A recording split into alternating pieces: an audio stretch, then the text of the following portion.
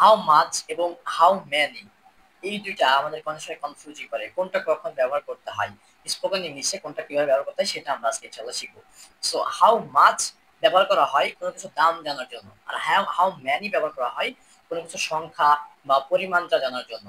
So for example আমরা বলতে পারি যে হচ্ছে how much this pen is, মানে এই কলমটির দাম কত। How much this pen is, এই কলমটির দাম কত। আর যদি আমরা বলি how many paints are there, এখানে কতগুলো কলম আছে।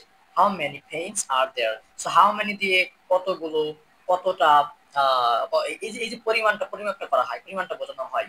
আর হাউ মাচ দিয়ে অ্যাকচুয়ালি প্রাইস বা দাম বলা হয়। For example, how much this shirt is, এই শার্টটির দাম কত। এন্ড আমরা একটা বলতে পারি যে how many shirt are there in the bag, এই ব্যাগের মধ্যে কতগুলো শার্ট রয়েছে। How many shirts are there in the bag. তারপরে কি বলা যেতে পারে যে হচ্ছে how much are the apples, how much are the apples, আপেলগুলোর দাম কত। হাউ মাচ দিয়ে আমরা কি করি, দাম জিজ্ঞাসা করি। How much are the apples, আপেলগুলোর দাম দাম কত।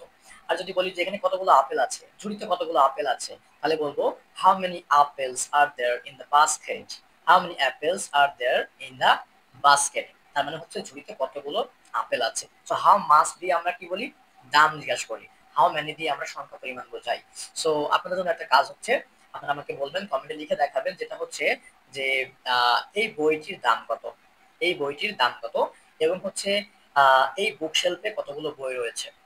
ঠিক আছে, এই বইটির দাম কত, আর একটা হচ্ছে এই বুকশেলফে কতগুলো বই রয়েছে। সবাই পারবেন। আসসালামু আলাইকুম, থ্যাংক ইউ।